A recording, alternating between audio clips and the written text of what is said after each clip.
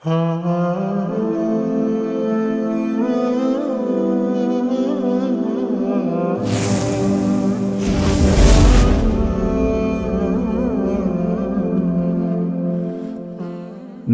ونصلي ونسلم على رسوله الكريم أما بعد فأعوذ بالله من الشيطان الرجيم بسم الله الرحمن الرحيم وما ينطق عن الهوى إن هو إلا وحي يوحى۔ معزز سامعین کرام، ہمارا موضوع شروع تھا علوم الحدیث کے بارے میں۔ علوم الحدیث کس کو کہتے ہیں اور علوم الحدیث کی اہمیت اور مقام کیا ہے؟ علوم الحدیث، اس کی کئی تعریفات محدثین نے اپنی کتب میں ذکر کی ہیں، جیسا کہ امام دارقطنی رحمہ اللہ فرماتے ہیں اپنی کتاب العلل میں: علم الحدیث علم یمیز بہ الصحیح من السقیم۔ علم حدیث وہ علم ہے جس کے ذریعے صحیح حدیث کو ضعیف حدیث سے پھرکا جاتا ہے، الگ کیا جاتا ہے۔ والمتصل من المنقطع، متصل کو منقطع سے۔ والمرفوع من الموقوف، جس میں مرفوع حدیث کو موقوف سے الگ کیا جاتا ہے۔ امام ابن صلاح رحمہ اللہ اپنی کتاب مشہور کتاب علوم الحدیث میں ارشاد فرماتے ہیں علم حدیث کے بارے میں کہ علم حدیث وہ علم ہے کہ جس میں اللہ کے پیارے حبیب محمد رسول اللہ صلی اللہ علیہ وسلم کی طرف منسوب اقوال، افعال، احوال اور تقریرات کو پھرکا جاتا ہے۔ اور یہی تعریف تقریباً حافظ ابن حجر رحمہ اللہ اپنی کتاب نخبۃ الفکر میں بھی کرتے ہیں۔ امام جلال الدین سیوطی رحمہ اللہ اپنی کتاب تدریب الراوی میں فرماتے ہیں: علم الحدیث نوعانی، علم الحدیث کی دو قسمیں ہیں۔ پہلی قسم علم الروایہ، اس کی تعریف کرتے ہیں، فرماتے ہیں: وَهُوَ الْمُتَعَلَّقُ بِنَقْلِ الْأَقْوَالِ وَالْأَفْعَالِ وَالْأَحْوَالِ النَّبَوِيَّةِ۔ علم الروایہ وہ علم ہے کہ جس کا تعلق ہے نبی صلی اللہ علیہ وسلم کے اقوال، افعال اور احوال نبویہ کے ساتھ۔ دوسرا ہے علم الدرایہ، هو العلم بأحوال السند والمتن، وہ علم ہے کہ جس کا تعلق سند اور متن کے حالت کے ساتھ ہے، جو سند اور متن کی کیفیت کو اور روایات کے احوال کو پھرکنے اور قواعد کے متعلق ہے۔ اس کا نام ہے علم الدرایہ، یہ علم الدرایہ کو کہا جاتا ہے۔ علامہ عبدالحی لکھنوی رحمہ اللہ اپنی کتاب الرفع والتکمیل میں بھی اسی طرح تعریف نقل کرتے ہیں۔ وہ بھی فرماتے ہیں کہ علم حدیث وہ علم ہے جس میں نبی کریم صلی اللہ علیہ وسلم کی طرف منسوب قول، فعل اور تقریر کے احوال کا علم حاصل کیا جاتا ہے، اور اس میں راویوں کے حالات اور اسی طرح متن کی تحقیق کی جاتی ہیں۔ یہ علم حدیث کا تعریف ہے۔ اور اسی طرح امام جلال الدین قاسمی رحمہ اللہ اور بھی کئی محدثین علماء وہ علوم الحدیث کی تقریباً ایک دوسرے کے ملتے جلتے تعریف نقل کرتے ہیں۔ علم حدیث کی اہمیت، علم الحدیث کی اہمیت اسلام میں ریڑھ کی ہڈی کی طرح ہے۔ جیسا کہ عبداللہ مبارک رحمہ اللہ علم حدیث کی ایک جز جس کو اسناد کہا جاتا ہے، جس کا تعلق علم الدرایہ کے ساتھ ہے، اس کے بارے میں فرماتے ہیں: الاسناد عندی من الدین، یہ سند میرے ہاں دین کا حصہ ہے، دین ہے۔ اور پھر فرماتے ہیں: ولولا الاسناد لقال من شاء ما شاء، اگر یہ سند کے علم نہ ہوتی تو کہنے والے کہتے جو ان کی چاہت ہوتی۔ اور اس کا واضح ثبوت ہے، عبداللہ ابن عباس رضی اللہ عنہ کے زمانے میں ایک شخص آیا جس کا نام بشیر ابن کعب العدوی ہے۔ وہ شروع ہو گیا اور کہتا ہے: قال رسول اللہ صلی اللہ علیہ وسلم۔ عبداللہ ابن عباس رضی اللہ عنہما اس کے حدیث کو نہ سنتے ہیں نہ اس کی طرف دیکھتے ہیں۔ عبداللہ ابن عباس نے منہ پھیر لیا۔ بشیر ابن کعب احادیث سناتا جا رہا ہے اور عبداللہ ابن عباس بالکل سنتے بھی نہیں ہیں، یہاں تک کہ بشیر تنگ ہو گیا اور اس نے کہا: مالک یا ابن عباس، کیا ہوا آپ کو اے ابن عباس؟ میں کہہ رہا ہوں قال رسول اللہ صلی اللہ علیہ وسلم، اور آپ میرے احادیث کو سنتے نہیں ہیں، کیا وجہ ہے؟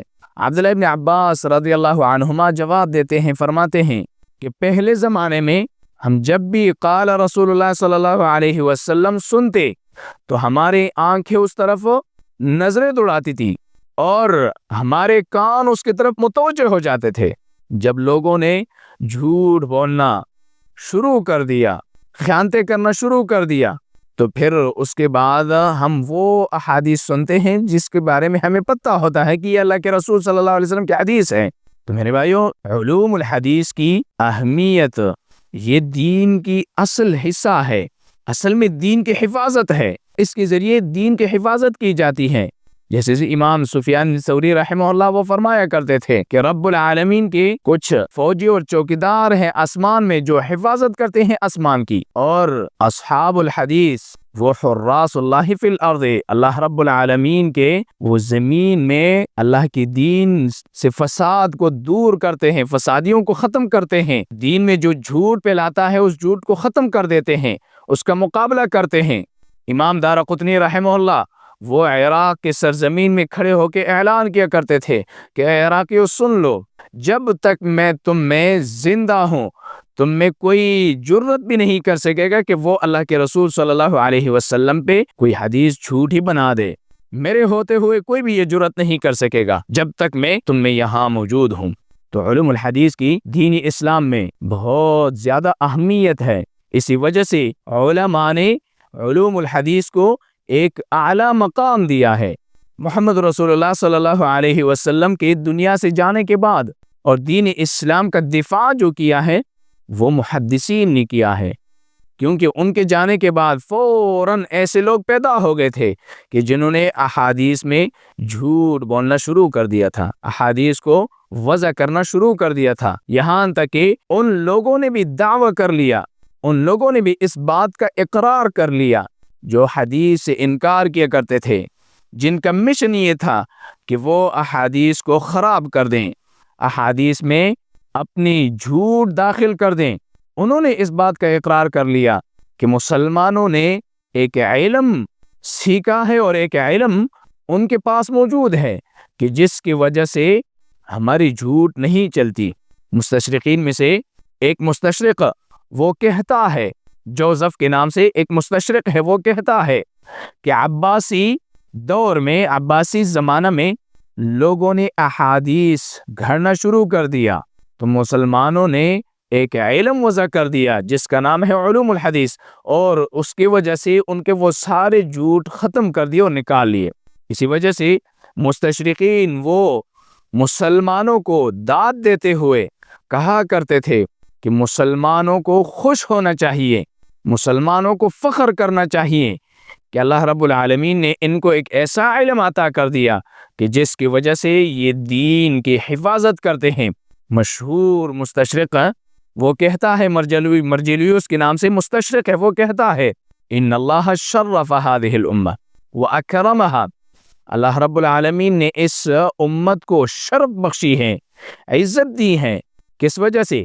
بعلمہم الحدیث، ان کے علوم الحدیث کی علم کی وجہ سے، علم حدیث کی وجہ سے اللہ رب العالمین نے ان کو شرف بخشا ہے۔ حتیٰ کہ مستشرقین میں سے بعض مستشرقین نے اس بات کا اقرار کیا ہے کہ علوم الحدیث ایک ایسی علم ہے، کہ علم حدیث ایک ایسا علم ہے کہ جس کا مقابلہ نہیں کیا جا سکتا۔ ڈاکٹر مارگولیت کے نام سے ایک مستشرق عالم ہے، وہ کہتا ہے مسلمانوں کا علمی اصول جو حدیث کے چانچ کے لیے متعین کی گئی ہے وہ حیرت انگیز حد تک مستحکم ہے، یعنی یہ اس بات کا اقرار کر رہا ہے کہ یہ ایک ایسا علم ہے کہ جس کا مقابلہ نہیں کیا جا سکتا۔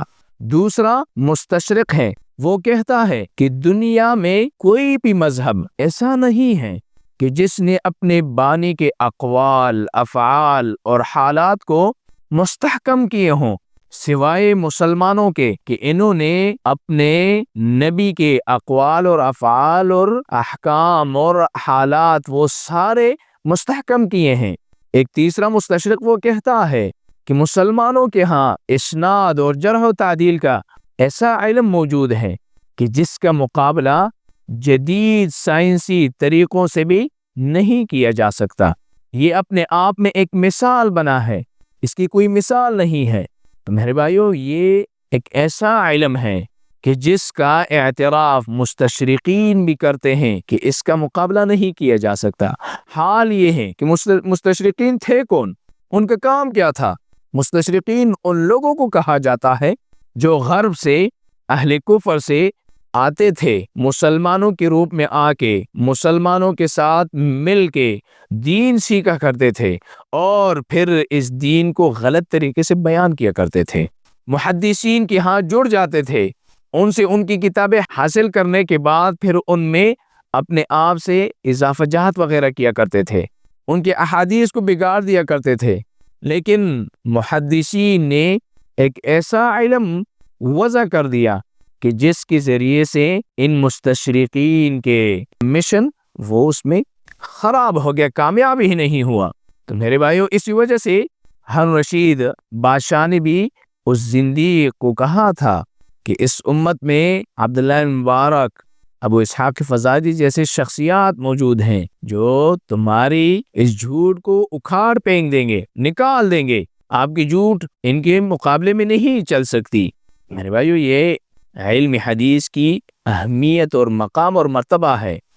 ہر مسلمان کو چاہیے کہ علم حدیث سیکھے، اس پہ عبور حاصل کرے، کیونکہ میرے بھائیو، اصل اسلام کا یہ جو دوسرا چشمہ ہے، اس کی حفاظت تو اللہ رب العالمین نے اپنے بندوں کے حوالے کی ہے۔ اس کا حفاظت میں نے اور آپ نے کرنا ہے۔ اور اس میں ہم دیکھتے رہتے ہیں کہ کوئی آتا ہے تو اپنے آپ سے احادیث بنا دیتا ہے۔ وہ صحابہ کرام رضوان اللہ علیہم اجمعین کے دور سے، ان کے زمانے سے لوگوں نے احادیث میں جھوٹ داخل کرنا شروع کر دیا تھا، جھوٹے احادیث گھڑا کرتے تھے۔ اور کوئی ایسی بھی لوگ ہیں کہ جو احادیث سے انکار کر رہے ہیں، اس کو بالکل مانتے نہیں ہیں، اور وہ پھر کیا کہتے ہیں کہ یہ احادیث ہم تک بالکل صحیح طریقے سے پہنچے نہیں ہیں، یہ ہم مانتے نہیں ہیں کہ بالکل اللہ کے رسول صلی اللہ علیہ وسلم کے احادیث ہم تک بالکل صحیح سلامت پہنچے ہوں گے۔